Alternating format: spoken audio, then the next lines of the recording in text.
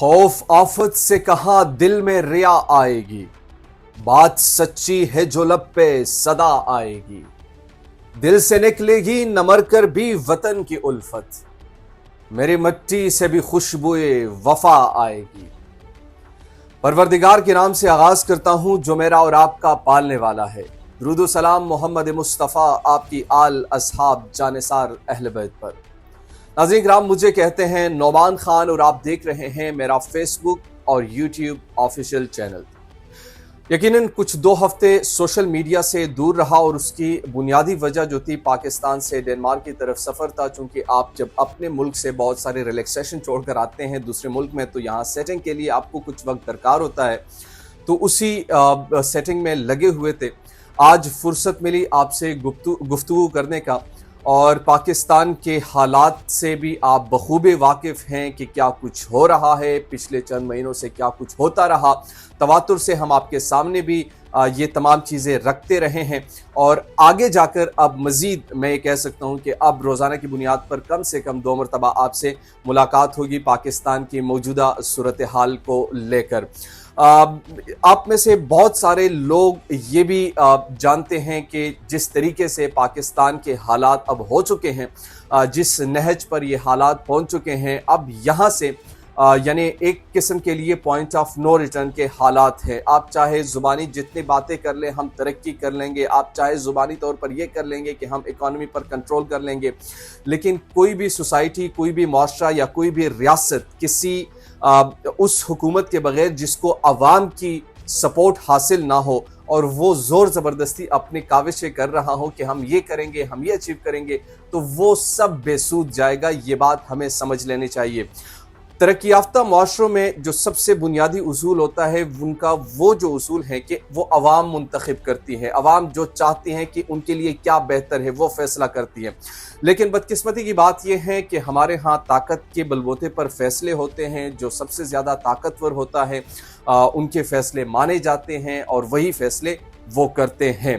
मैं ज़रा कुछ हालात जो हैं पिछले साल से जो बने हैं उसको ज़रा रिमाइंड कराना चाह रहा हूँ। आप तमाम लोगों को मालूम है, लेकिन इससे हमने आज ये सवाल अपनी ज़ात से पूछना है कि इससे पाकिस्तान को क्या मिला, पाकिस्तान के अवाम को क्या मिला, पाकिस्तान की रियासत ने क्या इससे तरक्की की, पाकिस्तान की रियासत ने इसमें यानी क्या खोया और क्या पाया।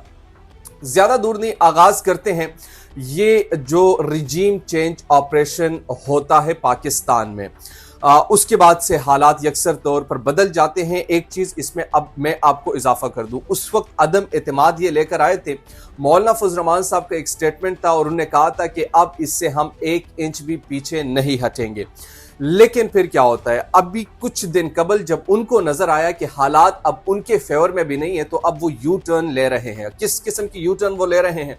मौलाना फजल रहमान ने कहा कि जनाब देखिए, ये जो इमरान खान के खिलाफ हमने जो अदम एतमाद तहरीक लाई थी, हम इसके हामी नहीं थे।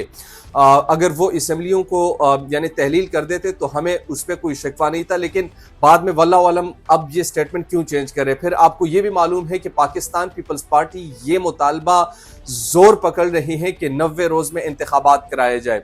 मैं आगाज जिस तरफ आपको लेकर जाना चाह रहा था रिजीम चेंज ऑपरेशन के बाद, इनने कहा, बिलावल साहब ने कहा कि वेलकम टू पुराना पाकिस्तान। पुराना पाकिस्तान शुरू हुआ, पाकिस्तान का बेड़ा गर्क हुआ, महंगाई की बुलंद तरीन सतह पर आवाम पहुंचे, डॉलर के जो रेट में इजाफा, पाकिस्तानी रुपया मजीद गिरावट का शिकार, पेट्रोल महंगा, आम जो लोगों की अशिया खुर्दनोश है वो महंगी, वहाँ पर जिंदगी जो है वो डिप्रेशन के हालात में यानी लोग चले गए, यहाँ तक के कारोबार की कोई स्टेबिलिटी नहीं है। दूसरी चीज यानी आप जो भी शोबा उठाकर देख लीजिए वो तमाम चीजें आपको नजर आएगी, और वो यकीनन वहाँ पर जो रहने वाले भी हैं और वहाँ पर जो हम जिंदगी वहाँ पर गुजार रहे थे बीइंग अ स्ट्रगलर, तो वो हमें सबसे ज्यादा मालूम भी होता था कि यार फ्यूचर कहां पर नजर आ रहे, नहीं नजर आ रहा था।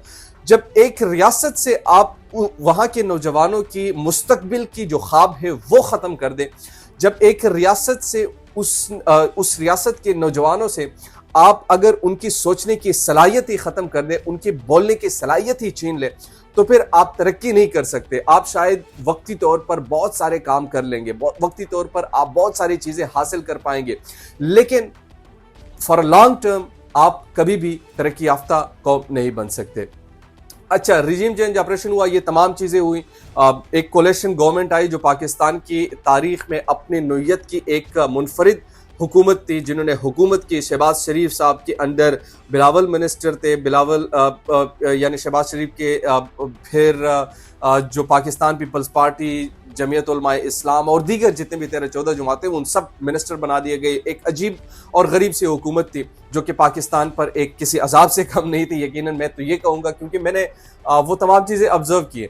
क्योंकि एक शख्स को ख़त्म करने के लिए इन तमाम माफियाज को इकट्ठा होना पड़ा, और वो इकट्ठे होकर भी उस शख्स को ख़त्म नहीं कर सकते। उसकी क्या वजह है? वजह सिर्फ एक है कि उनके पास पब्लिक की सपोर्ट हासिल है। वो तकरीबन हो चुका है 1 महीने से भी ज़्यादा अरसा हो चुका है कि वो जेल में पड़ा हुआ है, लेकिन क्या उनकी मकबूलियत में कोई कमी आई है? अनवर मसूद साहब का वो जुमला याद रखिएगा जो उन्होंने कहा था कि अगर इमरान खान अगर जेल में जाएगा तो वो मैंडेला बनकर निकलेगा, और अगर वो जला वतन कर दिया जाएगा तो वो खुमैनी बनकर आएगा। तो ये बात जो है उन लोगों को समझ नहीं आती। उन लोगों का कहना है कि जनाब ये देखिए, अगर इसको हम एक केज में बंद कर देंगे, एक पिंजरे में उनको बंद कर देंगे, तो अवाम जो है वो खुद ब खुद जिस तरीके से माजी में होता रहा वो भूल जाएगी, वो तमाम कुछ कर लेगी। लेकिन इस दफ़ा अवाम डटी हुई है। आप चाहे इस चीज़ को समझे या ना समझे, लेकिन अवाम डटती हुई नज़र आ रही है। इस दफ़ा वो रेजिस्ट कर रही है। और इमरान खान के वकला जो है उनसे मुलाकात जो कर रहे हैं, उसमें भी उनका ये कहना था कि जनाब देखिए, उनके स्पिरिट हाई हैं, वो किसी तौर पर कोई डील करना नहीं चाहते। यहाँ पर बातें की जा रही है कि वो कोई बात करेंगे, सब कुछ करेंगे, लेकिन उनके इमरान खान को जो भी जानता है, जिस शख्स को करीब से वो जानते हैं, तो उनका ये ख्याल है कि ना तो ये शख्स टूटने वाला है और ना ये बिकने वाला है और ना ये झुकने वाला है। तो अगर उस शख्स का फिर आप क्या करेंगे जिसकी ज़मीर की कोई कीमत ना हो, जिसको आप कुछ ऑफर ही नहीं कर सकते, जिसको आप खरीद नहीं सकते, तो फिर उनके साथ बात नहीं, फिर उनके साथ आप बैठते हैं, फिर उसूल तय करते हैं कि जनाब ये उसूल जो है इससे आप तजावज़ नहीं करेंगे और इससे आप नहीं करेंगे। मेरे ख्याल में यही एक सजेशन है कि उसूल की बुनियाद पर अब आगे जाकर फैसले होने चाहिए। किसी सियासतदान का फैसला कोई इस्टेब्लिशमेंट ना करे और किसी इस्टेब्लिशमेंट का फैसला कोई सियासतदान ना करे। पाकिस्तान के अवाम के बारे में सोचे और पाकिस्तान के रियासत के बारे में सोचे कि हम इस रियासत को किस तरफ लेकर जा रहे हैं, हम अवाम को किस तरफ लेकर जा रहे हैं। ये जनरल सी वीडियो मैं आपके सामने इसलिए रख रहा हूँ क्योंकि अवाम के तासुरात, जो खासतौर पर यंग तबका है, उनके तासुरात में आपके सामने रख रहा हूँ। तो वो जो है वो यानी उनकी जो मुस्तकबिल है वो तारीख उनको नजर आ रही है, उनको अपना फ्यूचर नजर नहीं आ रहा, उनको अपनी जो स्ट्रगल है उसका कोई सिला नजर नहीं आ रहा। जब एक रियासत में नौजवान के ये हालात हो, जो कि 60% आबादी हमारे नौजवानों पर मुश्तमिल है, लेकिन हम इनको यूटिलाइज नहीं कर सकते, बिल्कुल भी यूटिलाइज नहीं कर सकते। मैं यहाँ पर आपको दिखाऊंगा यहाँ पर जो चीज़ें हो रही हैं, खासतौर पर ये स्कैंडिनेवियन कंट्री में, यानी छोटे छोटे ममालिक के, आबादी बहुत कम है, लेकिन इनका स्ट्रक्चर जो है, इनकी जो एक एक चीज़ पर चेक एंड बैलेंस है, वो आपको हैरान कर देगी। बहुत सारी चीज़ें यहाँ पर ऐसे मुनफरिद भी हैं जो आपके लिए भी हैरत अंगेज होगी, और जाहिर सी बात है मेरे लिए भी हैरत अंगेज थी। तो कहने का मकसद ये है कि अगर हमने इस खित्ते में अगर तरक्की करनी है तो हमें क्या क्या चीज़ें, क्या क्या उसूल अपनाने चाहिए। सबसे पहला उसूल तो ये है कि हर शख्स जो है अपने दायराकार से निकलने की कोशिश ना करे।